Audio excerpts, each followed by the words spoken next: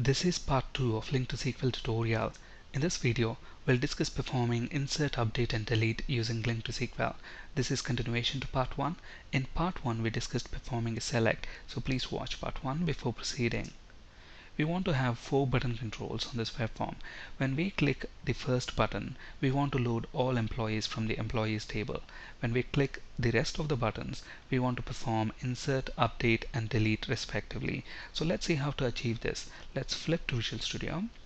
The code that we've got here at the moment only loads male employees. We want to load all employees. So let's change the code accordingly. Employees property is going to give us all the employees.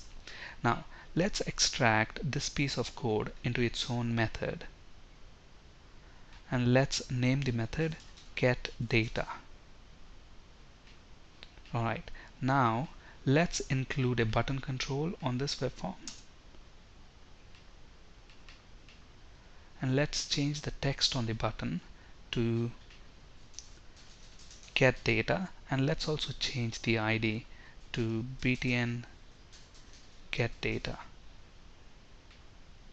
Let's double click the button to generate the click event handler. Now let's actually call this method within the button click event handler instead of the page load event. Alright, now let's drag and drop another button control, and let's change the text on the button to insert, and let's change the ID of the button to btn insert. Double click this to generate the click event handler. So when we click this button, we want to insert a new employee row into employees table.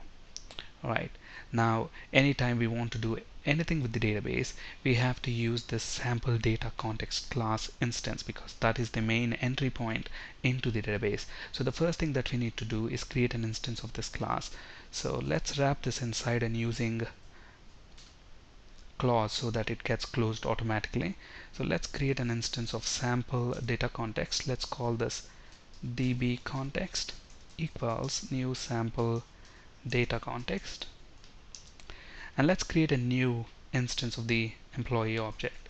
So employee, let's call this new employee, and we need to populate all the properties of the employee object. Now we don't have to supply a value for the ID property. That is because within the employees table, ID column is an identity column, and for the identity column, SQL Server is automatically going to compute the value when we insert a new record. So we don't have to supply a value for this property. So let's supply values for first name. So let's say first name is Tim, and let's say last name is T. Let's set gender to male, and salary to 55,000, and let's set department ID as 1. Okay, so we have the employee object. So db context dot employees, so this property is going to have the collection of all employees. So to that collection we want to add this employee object, and in order to do that, we're going to make use of this insert on submit method.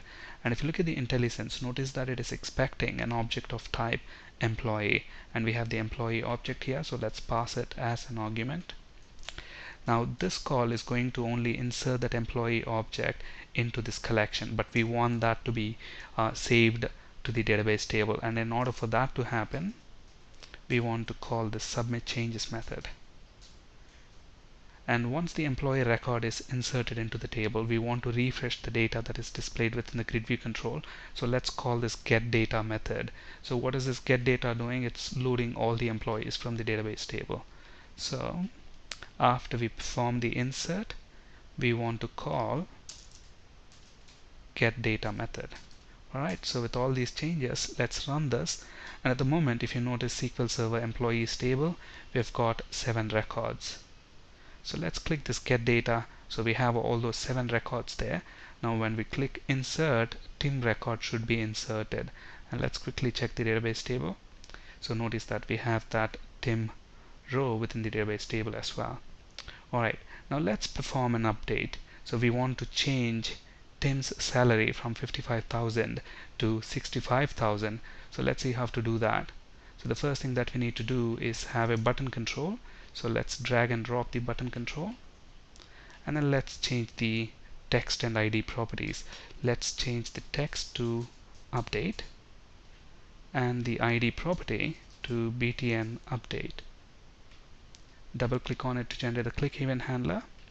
Let's copy and paste this code and then change it as required.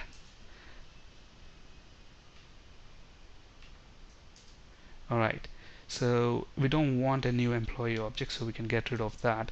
Now what we need to do is load Tim's record from the database table into the application, and dbcontext.employees is going to give us the list of all employees.